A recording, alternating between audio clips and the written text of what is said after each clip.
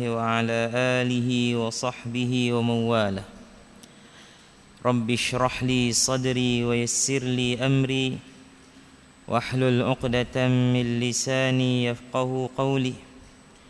اللهم ألهمنا رشدنا وقنا شر أنفسنا وعافنا واعف عنا واجعلنا من المؤمنين ولا تجعلنا من المنافقين. أما بعد. Alhamdulillah,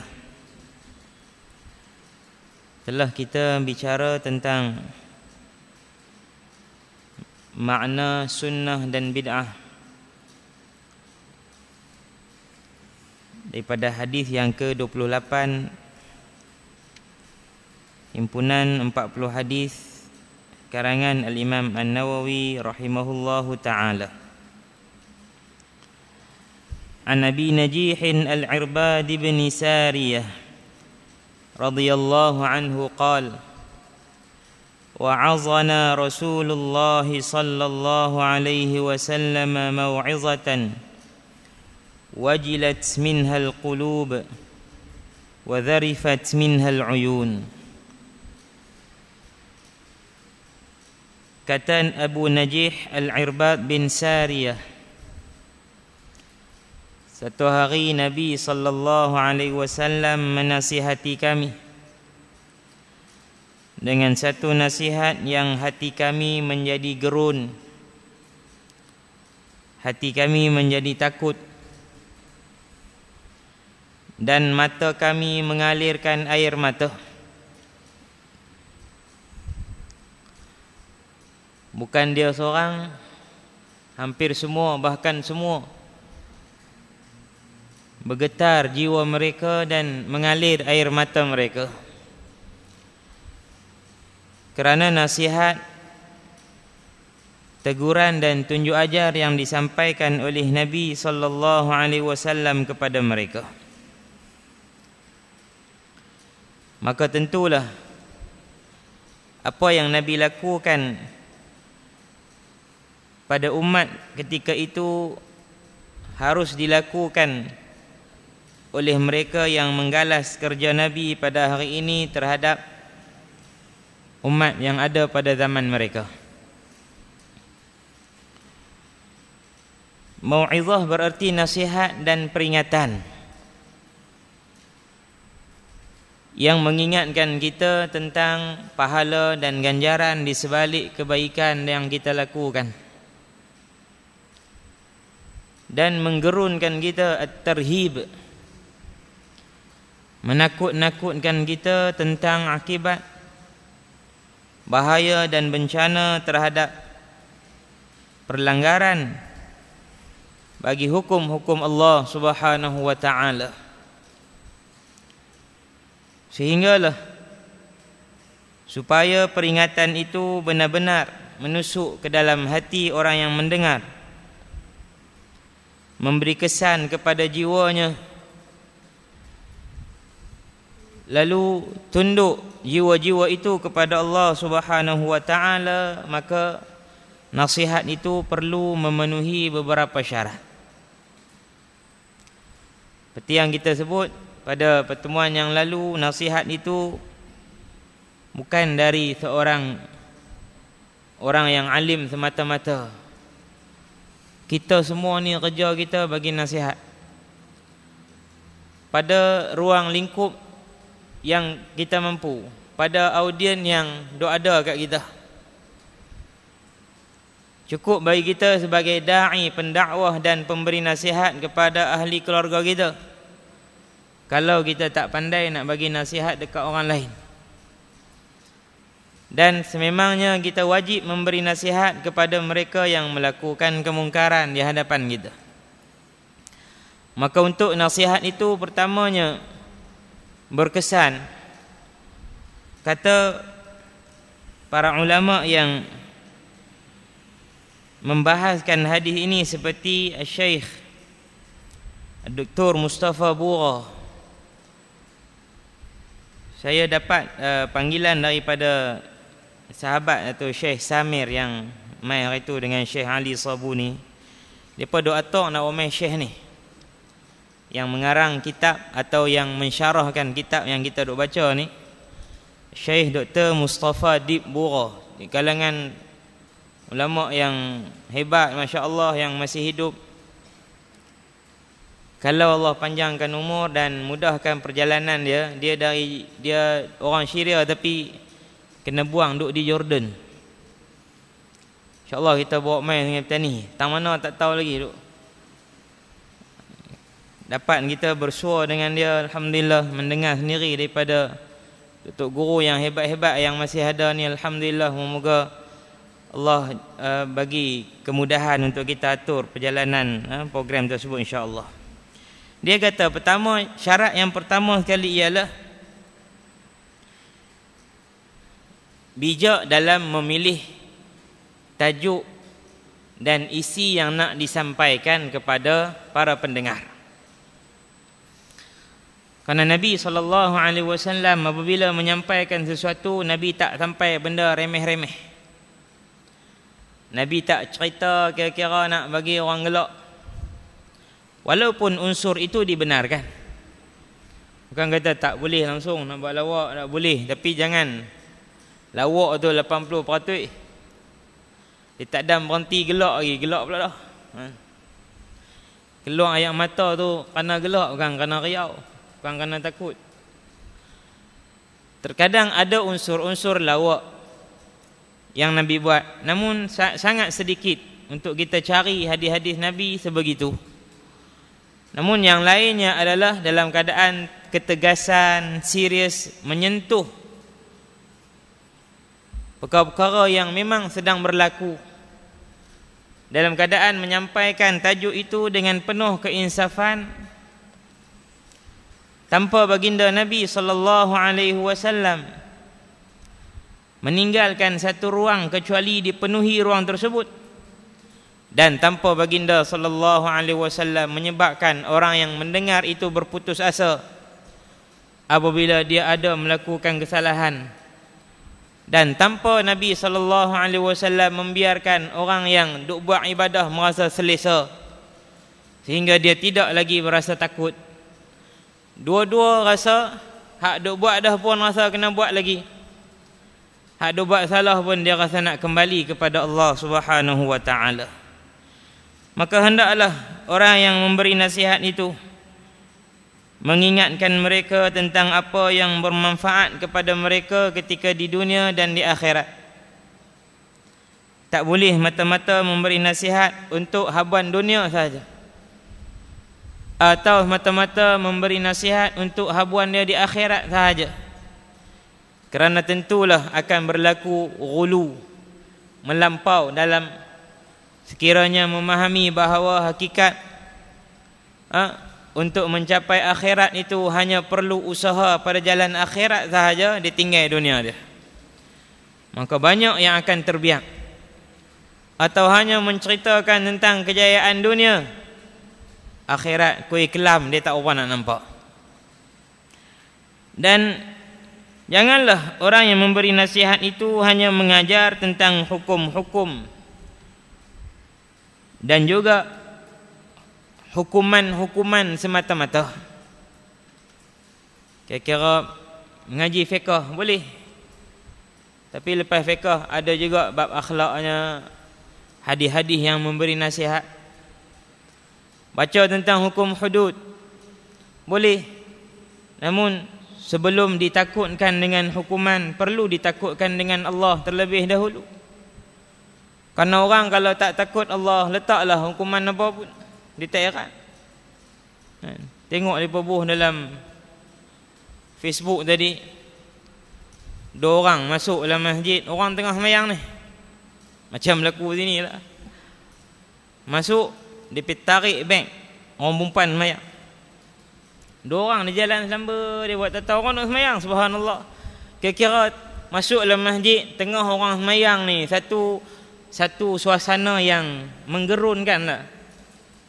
Dah dia tak sembahyang, dia pergi capai pula beg orang, muncul ada orang masuk, hambat, dia tinggal beg, dia lari keluar. Maknanya kalau buat hudud pun dalam keadaan orang jahil lagu tu, dia tak ada apa lagi. mengingatkan mereka dengan Allah Subhanahu wa taala. Sama bila kita mengaji hukum tajwid.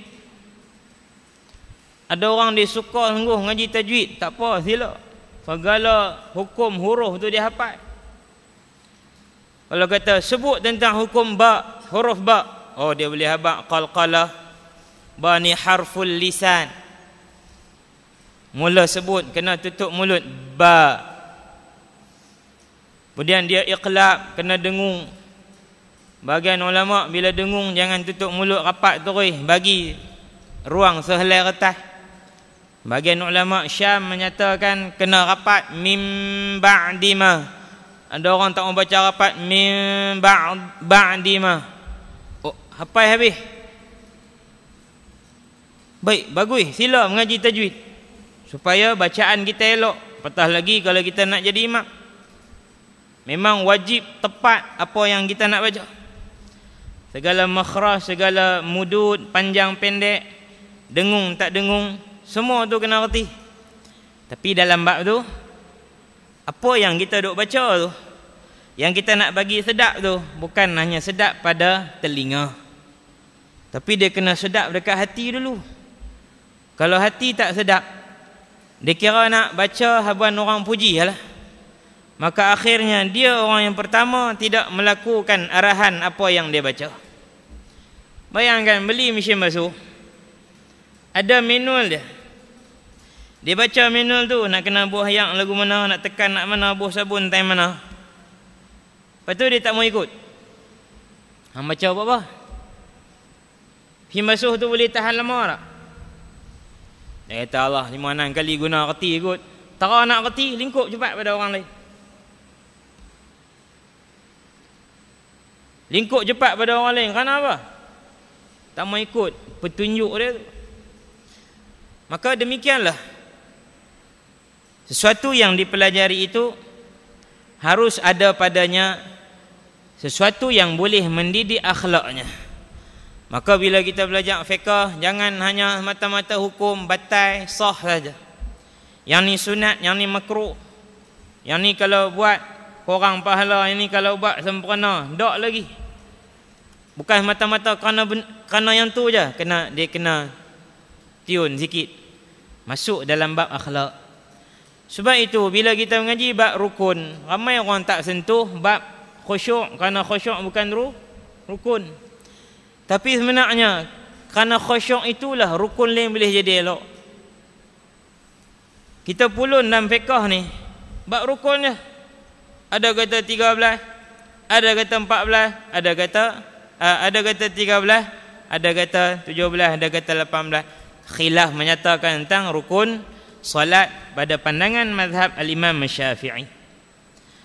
Namun ramai tak menyentuh tentang hal ehwal khusyuk. Kalau cukup sungguh pun kita punya rukun, tapi tanpa khusyuk, di luar sembahyang banyak benda-benda yang tak boleh kita terlanggar.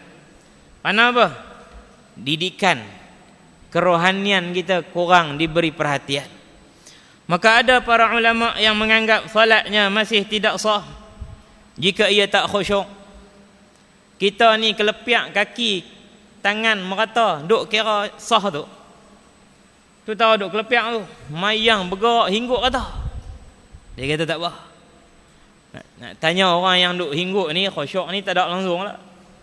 Tapi mereka yang dekat dengan Allah, jika solat mereka agak terganggu pada perasaan, mereka anggap solat ni tak sah. Walau pada zahir hukum fiqahnya sah, tapi pada hukum akhlak, kerohanian itu tidak sah, kerana dia tidak benar-benar bermunajat dengan Allah Subhanahu wa taala. Juga nasihat itu haruslah berkenaan dengan sesuatu yang waqi'i, realiti yang sedang berlaku. Maka tidak syak lagi sekiranya, pertama, sekiranya nasihat itu hanyalah disampaikan melalui khutbah Jumaat dan juga khutbah hari-hari raya sahaja, maka sesungguhnya masyarakat tidak akan terkesan ataupun mereka kurang mendapat peringatan. Sebab tu masjid-masjid yang ada, dia tak boleh, dia kata tak apa kita khutbah jadi. Khutbah pun cukup dah, tak cukup tuan-tuan. Tambah pula khutbah lah ni, orang kerja hari Jumaat.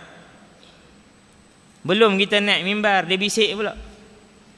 Saya kalau kena bisik sebelum naik mimbar, jadi jam terus. Apa nak bagi tongkat tu nak naik? Kata ustaz, tak kira depan nak kerja pula, okey doa. Kau boleh berhenti sebelum tu. Tak usah mai, hampir kerja. Mai apa? Hang boleh kerja 7-8 jam sehari, nak dengar khutbah hang bagi time pula dah. Kita dah dengan azan 2 kali, celah azan tu nak berselawat lagi pula. Kan? Tok Bilal kalau tak selawat 3 kali, kita tak boleh mula lagi. Selawat 3 kali juga, tak apa, naik-naik 1:40. Muqaddimah 5 minit. Tera nak masuk isi, dia jam nak pergi 2 dah. Hang jenuh pecut. Jenuh pecut. 20 minit dengan tutup dia pula, lagi dengan doa pula. Lupa je doa sultan je, marah pula. Nama sultan pun panjang pula tak.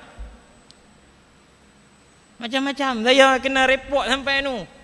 Yang di Pertua Majlis Agama. Kes apa? Lupa sebut nama sultan. Lah yang kata lupa ni wajib pun Allah tak marah. Pasal apa yang tak wajib pun hampa marah? Kan tak sebut hari tu ya. Terlupa. Saya sebut Salatin. Bahasa Arab dah lepas tak faham. Sultan bukan Sultan Kedah ya. Semua sultan saya sebut. Cuma tak sebut nama. Turun dia berjaga dah. Tanpa jaga sungguh. Tak apa bagus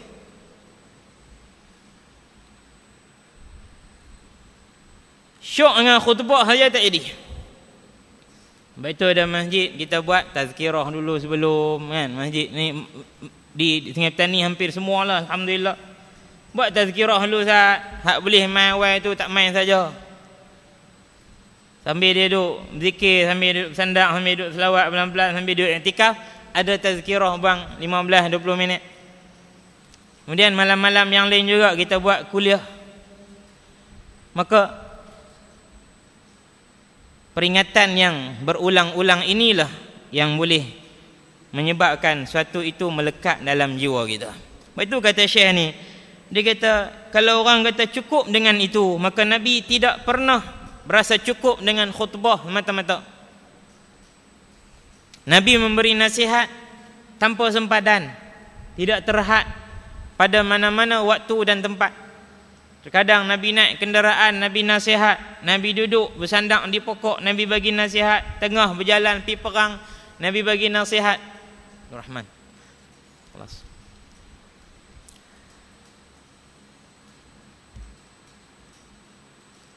Kepelbagaian cara, tempat dan masa yang Nabi ambil, sehingga para sahabat mendapat nasihat yang sangat hebat. Sahabat ni rasa puas, kemudian dengan kepuasan mereka sampai pula dekat orang lepas mereka. Orang lepas mereka pun puas dapat, sampai lagi. Masya Allah. Baik, sudahlah sebahagian besar di kalangan orang Islam hanya berpada dengan khutbah. Khutbah pula, khutbah yang tak cakap benda yang betul-betul kena selesai. Lagilah merugikan. Dah minggu sekali lah. Tata khutbah tu dia, Tok Imam, Tok Khatib baca, mikrofon duduk tang kepala. Dia duduk puluh baca dalam atas tu, dengar tak? Saya pergi satu masjid. Memang hari tu rezeki untuk saya lena sungguh. Tak pernah lena dalam khutbah. Seronok rupanya lena. Jarang mendengar khutbah, lalu duduk bagi khutbah. Kali tu pergi tempat orang dengar khutbah. Mikrofon duduk atas kepala dia. Dia duduk tengok kertas ni, duduk bilik bawah. Duduk puluh seorang dia. Tak tengok seorang bawah. Elok. Tak lain buat apa? Bismikallahumma ahya wa amut. Mati terus kan dekat lina. Mati terus. Tata dengar, Tok Bilal qamat dah. Tu kata amat rugi. Bukan senang nak impun orang ramai lagi tu. Kan? Hari kuliah biasa bukan orang ramai-ramai. Maka khutbah tu mesti khutbah yang menyentuh perkara yang penting, apa yang sedang berlaku dalam masyarakat. Jangan duk pi jauh sangat. Kalau kita orang tempatan, tengok apa yang berlaku dalam masyarakat tempatan kita. Kira-kira aurat orang perempuan kita sekeliling ni, tutup elok lagi ke tak tutup? Habaq kat suami depa, habaq kat pak depa, habaq kat tok wan depa, habaq kat abang depa yang mai. Kata aurat ni kalau depa buka kita kena sama. Lagi bab apa bab suka hiburan, maka kita kena tegur cakap tentang hiburan. Rasuah yang berleluasa kena cakap tentang rasuah. Ketidakadilan yang berlaku kena cakap pasal ta'adil. Ini perkara yang wajib disentuh dalam khutbah. Maka janganlah orang marah kalau khutbah tu memang cakap benda betul. Tapi orang marah pula bila khutbah cakap benda betul. Dia nak cakap benda hak tak betul tak apa. Maksud bukan tak betul tu merapu dah. Tak betul tu khutbah tak sah lah. Cuma benda yang tak menyentuh sangat. Kira cukup rukun, ceritalah isi sikit, kemudian turun selesai, pakat balik apa pun tak tahu. Ini bukan khutbah. Ini hanyalah membaca berita atau mendengar sesuatu perkhabaran kosong semata-mata. Baik. Ada pula khutbah-khutbah yang dibaca itu yang diulang-ulang. Kadang naik atas mimbar tengok khutbah tahun 1998. Itu dia. Letak tang lain lah. Tibuh dalam arkib masjid. Buat museum tu dalam masjid, susun. Bagi elok ni khutbah tahun 80-an, 90-an. Jangan letak dah atas mimbar. Pernah kami kecil-kecil dulu duduk hafal khutbah tu imam ke apa? Sebulan tu 4 tajuk tu tak lari pergi mana dah. Minggu pertama kami minta dah. Tak gitu imam cakap benda ni. Betul. Minggu kedua kita baca dulu kat dah. Besar baru sedap lah. Dulu no kira-kira khutbah duk usin yang tu no. Kalau musim yang tu benda yang tak selesai tak apa. Tapi benda yang tak menyentuh sangat, benda-benda yang berlaku, ubah-ubahlah mengikut keadaan semasa. Bagi ia menyentuh dan biar ada perubahan. Minggu depan tanya sikit tang tu. Buat lagi tak benda ni? Kalau khutbah minggu ni mengajak supaya memenuhkan masjid. Minggu depan ulang abang kata minggu dah kita bagi khutbah itu. Bilangan makmum masih tidak bertambah. Sentuh lagi sikit tang tu. Jangan pergi jauh. Baik. Maka inilah Rasulullah sallallahu alaihi wasallam, cara ikutan yang baik yang Nabi tinggalkan kepada kita, yang tidak ada apa-apa niat di sebalik Nabi menyampaikan nasihat kecuali untuk memberi kejayaan mata-mata kepada orang yang mendengar nasihat baginda sallallahu alaihi wasallam. Maka Nabi banyak memberi nasihat kepada sahabat bukan atau di luar khutbah-khutbah yang wajib. Kerana itu layaklah khutbah-khutbah Nabi itu pendek-pendek. Sehingga bila kita baca khutbah paling masyhur, khutbah hari Arafah Nabi pun, hak bahasa Arab dia pun pendek je, terjemah Melayu pun 5 minit je baca habis. Kan? Ada lepas terjemah lepas lekat kat masjid. Cuba baca tengok, 5 hingga 10 minit. Itu khutbah paling hebat. Bukan maksud khutbah lain tak hebat dah. Khutbah yang himpun banyak benda. Ayyuhan nas isma'u wa'u, kata Nabi. Wahai manusia, dengarlah dan fahamlah apa yang aku nak cakap. Nabi mula cakap. Bab pertama, bab kedua, bab ketiga, tutup. Jadi ada orang hari ni dia marah apa khutbah ustaz panjang. Panjang kita pun taklah panjang sangat. Setengah jam itu elok lah. Ada orang kata panjang setengah jam. Kalau nak pendek, dah lah orang tak mai dah hari lain. Hari lain tak mai dengar kuliah. Lepas tu main khutbah nak bagi pendek sungguh macam khutbah Nabi. Kira-kira apa orang boleh dapat hari ni? Ia perlu ada perubahan sekiranya berlaku perubahan pada suasana dan kehidupan semasa, maka khutbah itu boleh dipanjang dan dipendekkan. Kalau main satu masa orang pakat suka main mengaji, khutbah Jumaat tu panjang sangat tak? Tapi orang yang terlibat dengan lara, lahu dan sebagainya ni ramai, maka perlu dipanjangkan sedikit pada kadar yang tidak menjemukan mereka. Dengan ini kata Nabi mengikut apa yang Allah suruh dalam surah An-Nahl, ud'u ila sabili rabbika bil hikmati wal mau'izatil hasanah. Ajaklah orang ramai kepada jalan Tuhanmu dengan penuh hikmah, kebijaksanaan dan dengan menggunakan cara nasihat yang baik. Semoga ada kesan kepada orang yang mendengarnya. Yang kedua, yang pertama tadi pilih tajuk bagi elok. Yang kedua, al-balaghatu fil mau'izah. Al-balaghah ni dalam bahasa Arab, bahasa Melayu kita ni ada jugalah kiasan dia tu. Dalam bahasa Arab, apatah lagi balaghah ini terdapat dalam bahasa Al-Quran. Balaghah ni sebut satu benda tapi makna dia luas. Itu kalau kita faham bahasa Arab, seronok.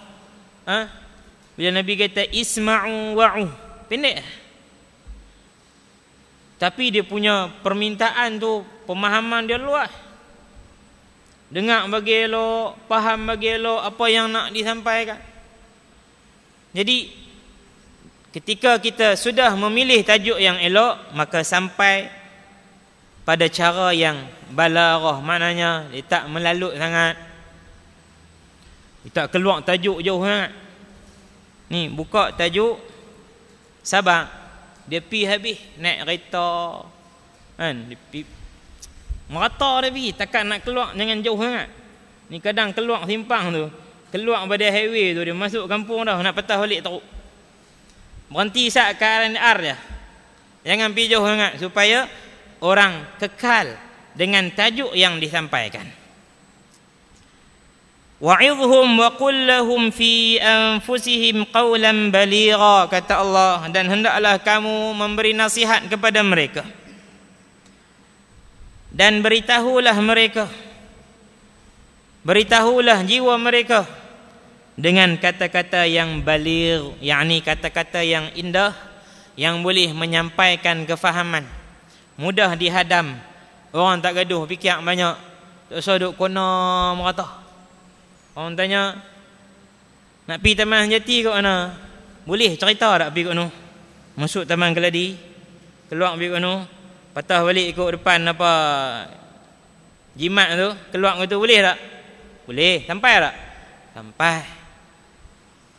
Tapi ada jalan dekat ni.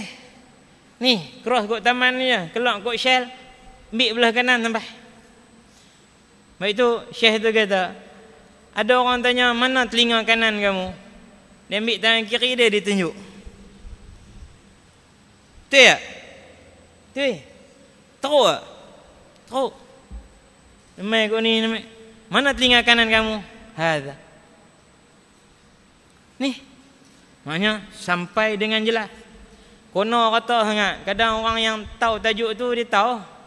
Orang lain dia kata, ustaz ni kata apa? Sebab itu bila ustaz atau guru-guru atau sesiapa yang berterus terang, jangan marah. Bila kita cakap terus terang, orang kata apa? Marah pula lah. Tapi kita kiah teruk sampai tak faham pula. Berterus terang itulah di antara cara memberi nasihat. Cara memberi nasihat, kan? Jumpa orang, kalau betul kawan ni buat salah, kita minta maaf ni, nak tegur satu benda ni. Nak tegur satu benda, pakai lagu ni tak boleh. Habaq terus supaya nasihat itu difahami. InsyaAllah dengan cara yang elok, kawan tu tak melentin. Tapi tak, kita ni banyak guna sindiak. Kita banyak perli, ambil tudung dia lawa. Kau ni dia nak kata aku kan, nak puji aku, kan? Kalau dia berasa, esok dia londeh terus tudung tu. Kalau dia rasa orang puji, dia duk pakai lagu tu juga, walau tudung tu dia. Kan? Tutup sikit je, tak menepati pun. Tapi tegak mengelok ni, minta maaf. Tudung ni kira Allah abuan betul kicap lah ni. Bukan kepala orang. Tengok cara kita rapat dengan dia lah. Kalau kawan rapat ni guna bahasa ni pun tak apalah. Nah, baik.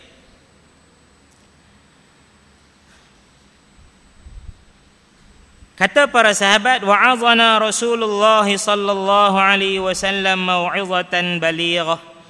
Nabi sallallahu alaihi wasallam memberi nasihat kepada kami dengan nasihat yang balighah. Nasihat yang berterus terang. Nasihat yang jelas. Nasihat yang tak kelabu dah, dia tak samak-samak dah. Orang dengar terus faham. Timbul satu isu, terang hukum dia. Orang yang ada autoriti mengeluarkan hukum, jangan pi merata. Kita dalam bab ni ada 3 pandangan. Teruk. Dia takut nak kata tak boleh. Dia ambil dulu ada 3 pandangan ni. Bahagian ulama kata boleh. Hak kedua kata makruh, hak ketiga kata tak boleh. Bila masalah itu, masalah yang boleh menimbulkan kemudaratan, jangan duk main khilaf dah. Ingat main khilaf dah. Habaq kata hak ni memang tak boleh. Contoh masalah yang selalu dikeluarkan hukum-hukum khilaf berkenaan dengan musafir wanita tanpa mahram. Ini banyak orang yang bila ditanya dia nak keluar yang khilaf.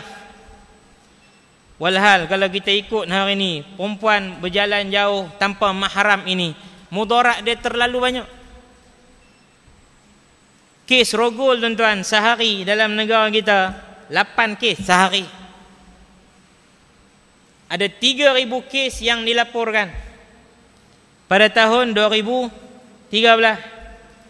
Dan tahun 2014 kes rogol ni lagi teruk menjadi-jadi. Sehingga ada kes yang terlibat dengan kes rogol budak bawah umur yang rogol 20 orang lebih, termasuk ayah dan anak lelakinya 2 orang. Boleh fikir ke akal? Pak dengan anak dirogol wanita yang sama, tempat yang sama. Maka jangan kata berjalan jauh, anak perempuan kita keluar dekat seorang-seorang pun tak boleh dah hari ni. Kalau pergi sekolah, hantar sampai depan sekolah. Jangan dia babai kat pintu pagar rumah kita. Dah keluar mungkin 6.30, tak tahu lagi sampai mana. Tuan, jadi kes dekat banyak sekolah. Abang pergi awal tu nak buat tugas dululah, tak kira ada kerja sekolah, nak tengok kawan buatlah apalah, tetap ada buat kerja lain. Apatah lagi kalau musafir seorang-seorang pergi Kuala Lumpur, hak lagi sakan sampai UK seorang-seorang dia pergi. Ini masalah. Bila ada masalah ni, orang tanya, kena habaq kata tak boleh. Lepas tu dia nak cari orang lain, sila kita lepas lah. Kalau kita nak buat, kata kalau kapal terbang tu tak jatuh boleh lah. Apa nak tahu jatuh tak jatuh? Kalau orang tak ganggu tak apa. Bila dia boleh tahu orang nak ganggu ke dia tak ganggu? Tak boleh. Maka sampaikan nasihat atau sesuatu hukum itu dengan jelas. Yang ketiga, yang kena ra'i ketika memberi nasihat, adamut tatwil. Jangan panjang sangat. Antara maghrib dengan isyak tu untuk orang umum macam ni okey lah. Nak mengaji khusus lama, hak tu buat kelas lain. Cara mengaji dulu, kami mengaji sampai malam sampai subuh. Baca hadis, baca malam kadang 1000. Hak tu untuk orang khusus betul-betul mengaji, talibul ilm, sila. Tapi dengan orang ramai, orang awam jangan. Entah sampai 9.30 ke 10. Yang tu terkadang orang yang mai dengar ada macam-macam lagi benda yang dia kena buat. Cukup ma bainal maghribi wal isya, antara maghrib dengan isyak cantik dah. 30-40 minit kan. Kalau kita balik rumah pun bukan dan tengok awal berita dah jalan dah, hujung pun tak dan. Tak kena mai pula mai yang isyak. Duduk bila dengar. Moga-moga ada manfaat kepada kita. Kerana Nabi sallallahu alaihi wasallam kebiasaan Nabi SAW menyampaikan khutbah dan juga peringatan dalam tempoh yang pendek.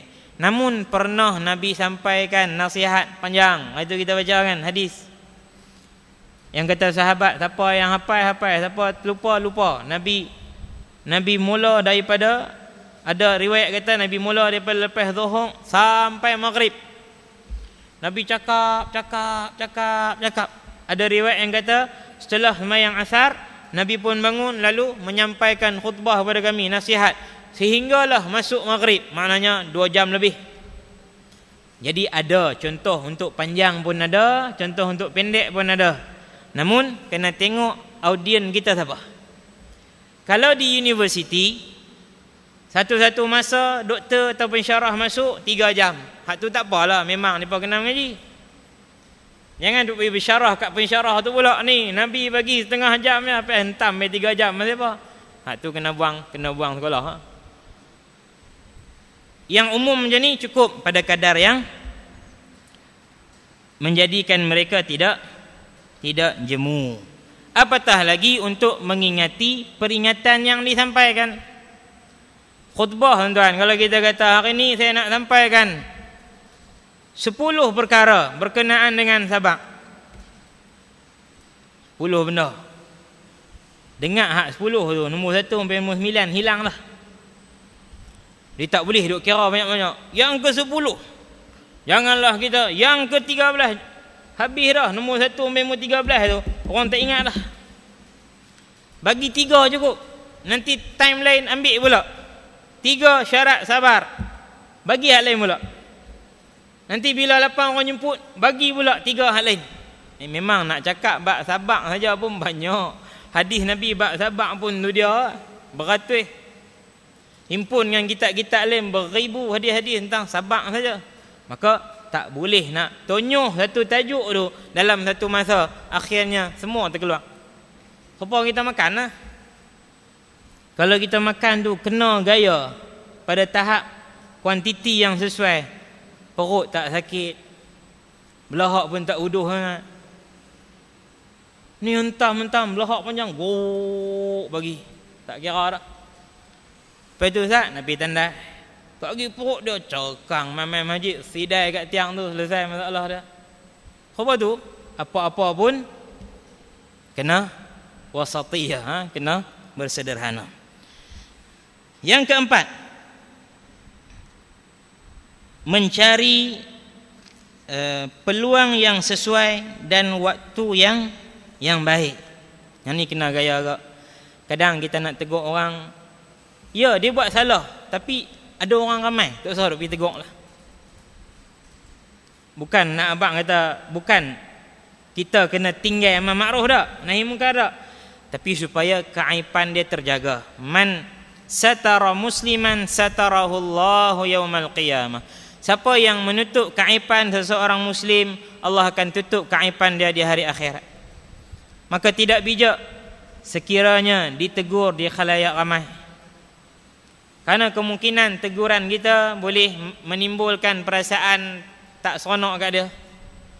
Boleh bagi orang, tadi orang anggap biasa ya, tapi bila dia ni tegur ni, oh dia ni, apa dia buat ni, orang lain pula duk tambah pergi ke belakang, habis down dia, malu membuka keaiban dia, walau dia bersalah adalah satu kesalahan bagi kita.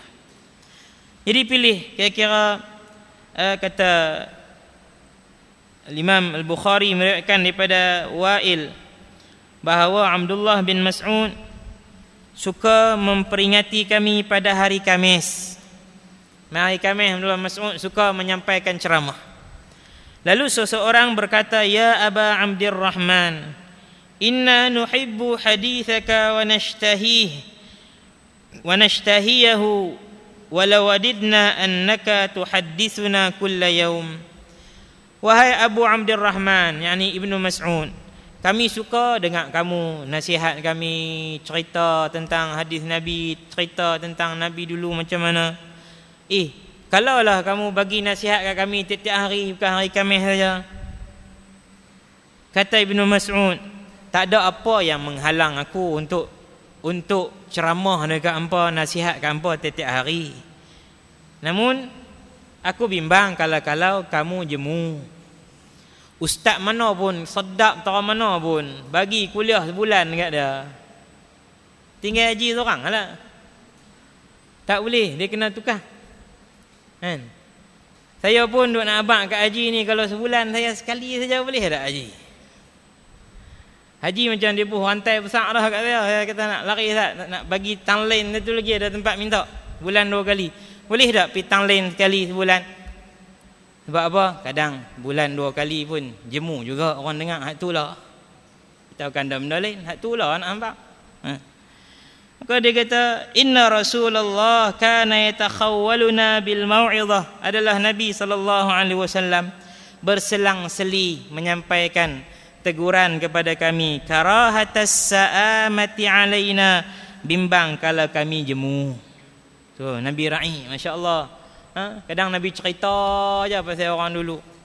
Kadang Nabi ajak hukum, kadang Nabi tegur, teguran yang tegas. Maka kepelbagaian itu menyebabkan orang merasa mudah untuk menerima nasihat. Baik. Ini di antara syarat-syarat supaya nasihat kita didengari. Sama macam kita nak buat kat anak kita, kat pasangan kita, maka lihatlah beberapa syarat yang disampaikan tadi. Kemudian jika Allah panjangkan umur kita, insya-Allah kita akan lihat pula sifatul wa'idhin najih. Sifat-sifat ataupun ciri-ciri orang yang menyampaikan nasihat yang berjaya. Bukan semua orang berjaya dalam menyampaikan nasihat. Moga-moga apa yang kita sampaikan, kalau tak semua orang boleh ikut, sikit pun jadilah, supaya nasihat kita menjadi nasihat yang berjaya. Yang ni kita akan lihat, kita ni nak kena jadi macam mana supaya nasihat yang kita sampaikan itu memberi kesan kepada orang yang mendengarnya. Wallahu a'lam. Sallallahu ala sayyidina Muhammad wa ala alihi wa sahbihi wasallam. Walhamdulillahi rabbil alamin. Wassalamualaikum warahmatullahi wabarakatuh. Subhanakallah. Bismillahirrahmanirrahim. Illa alladhina amanu